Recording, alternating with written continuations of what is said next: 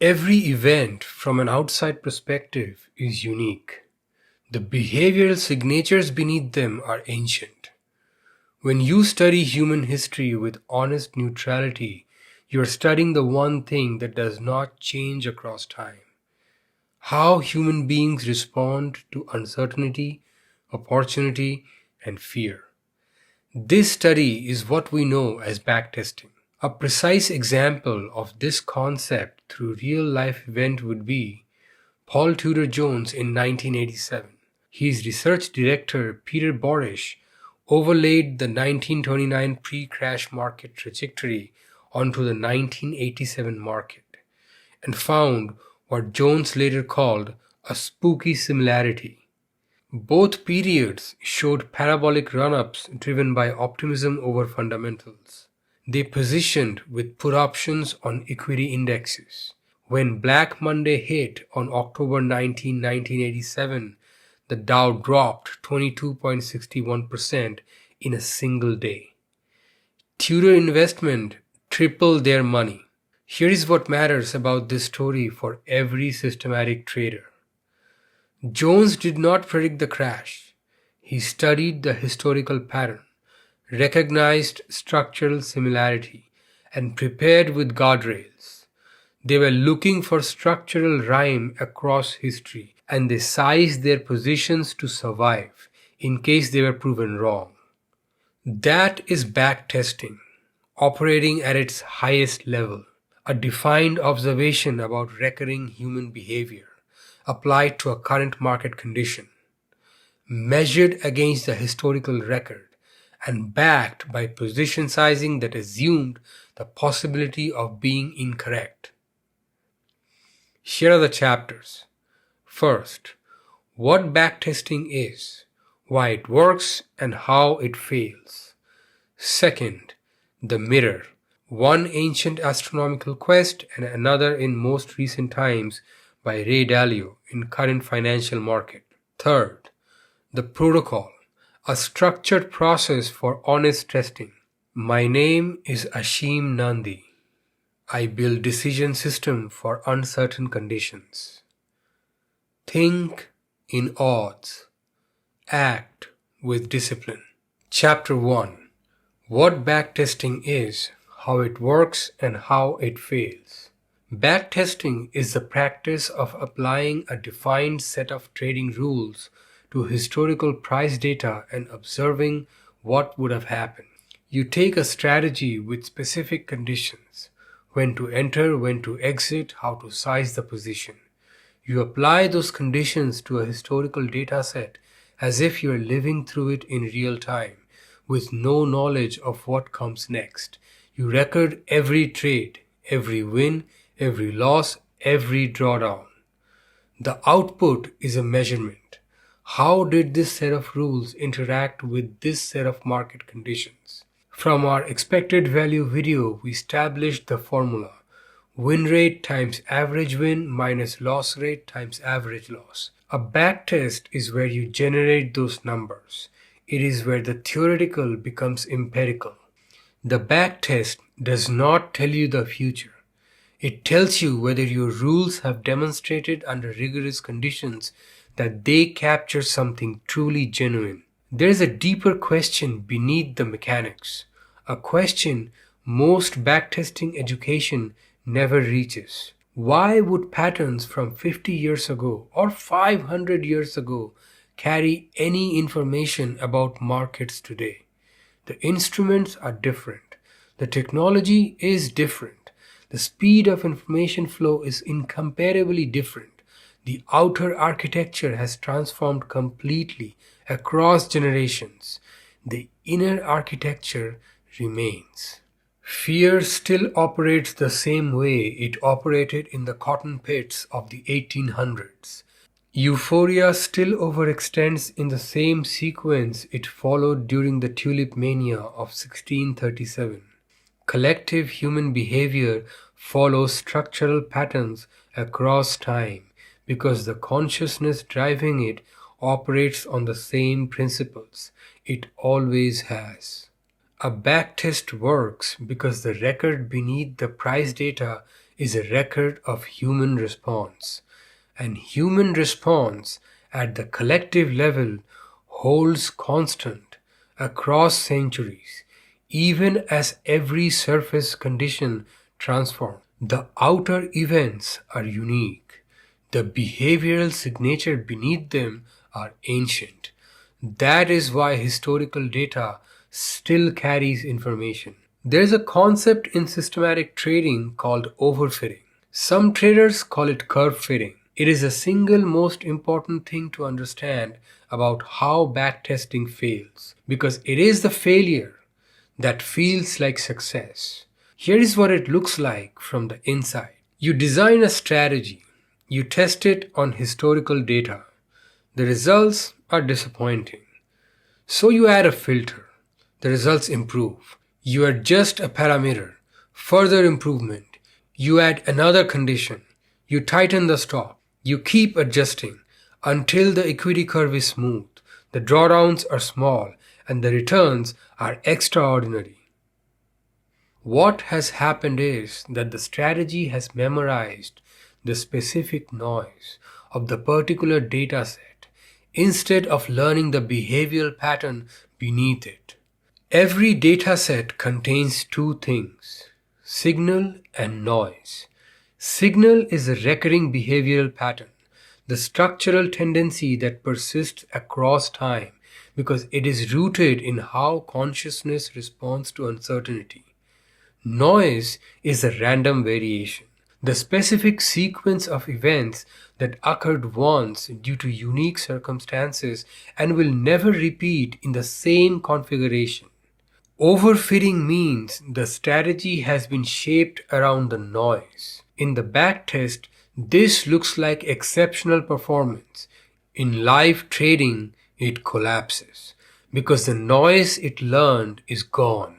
The specific random sequence it memorized does not exist in the future. Research has demonstrated that a strategy can show a sharp ratio of 1.2 in backtesting and drop to negative 0.2 on data it has never seen. A strategy that appeared to generate consistent risk-adjusted returns revealed itself as performing worse than random when the specific noise it had been fitted to was removed. There are three versions of this problem you really need to understand. The first is obvious curve fitting. This happens when you run an optimization across hundreds or thousands of parameter combinations and then pick the one that performed the best. On the surface, it feels rigorous, it feels scientific, but the more knobs you tune, the more likely it is that you have simply tuned the system to historical noise instead of a real signal. When too many variables are optimized, you are often fitting the past instead of preparing for the future. The second one is more subtle, implicit fitting. This one does not show up in your code. It shows up in your decisions. You choose momentum instead of mean reversion because you already know momentum did well in that period. You select certain instruments because you have seen how they have behaved historically. Every time a design decision is influenced by information that would not have been available at the moment of the trade, you are quietly leaking future knowledge into the past. Researchers call this data snooping bias. One described it as the time machine problem. Ask yourself a simple question. Could this decision have been made without knowing what happened next? If the honest answer is no, then the backtest contains information leakage. The third is selection bias. You test 10 variations of strategy. 9 perform poorly. 1 looks exceptional. So you discard the 9 and trade the 1. The problem is mathematical, not philosophical. If you test enough variations, one will eventually look extraordinary, purely by chance. That is probability at work. It is not edge. The honest question every backtest must answer is simple. Are these results showing a real behavioral pattern in the record, or are they just the noise of a specific data set, shaped by a process that was quietly looking for confirmation? This question has already been answered, and it was answered with extraordinary clarity by two observers, separated by 27 centuries. One studied the sky, the other studied death. Both discovered the same thing. Chapter 2: The Mirror. 2700 years ago, temple scribes in Babylon began recording the position of the moon every night on clay tablets. They documented eclipses, planetary movements, every visible celestial body, night after night, year after year, for over 700 years. It is considered the longest continuous research program in recorded history. From that record, they extracted a rule. Every 223 lunar months, about 18 years, eclipses reoccur. The moon returns to the same position relative to the sun and the earth. The pattern repeats. They called it the Saros Cycle. Then they did something that matters deeply for every systematic trader today. They applied it backward across centuries of observation and forward into dates that had not yet arrived. They predicted when eclipses should occur. Then they watched the sky and compared prediction to reality. When the prediction was accurate, the rule stood. When it failed, the record overruled the theory. The rule was refined through contact with evidence. One astronomer was even arrested for an incorrect eclipse prediction that triggered an expensive ritual. Accuracy mattered. The record enforced accountability. Think about what this actually is. A rule extracted from historical data, applied systematically, measured against what occurred, refined when wrong, trusted when repeatedly right. That is a complete backtest, 27 centuries ago. Now let's move forward 27 centuries. The same architecture produced one of the most important investment outcomes of our lifetime. Ray Dalio, founder of Bridgewater, studied debt crises across centuries. 48 major crises, multiple continents, multiple currencies, multiple political systems. What he found was structural. Debt crises follow a recognizable behavioral sequence. Healthy growth becomes extrapolation. Extrapolation becomes leverage. Leverage becomes speculation. Speculation becomes a bubble. Then tightening, then contraction. Sometimes depression. The outer details changed every time. The inner behavioral sequence did not. Dalio turned that into a template, a framework derived from the historical record, so that at any moment they could identify where they were in the cycle. When 2008 arrived, Bridgewater was positioned accordingly. The template held. Now let's look at the common thread. The Babylonians studied 700 years of celestial movement and extracted a rule that predicted eclipses.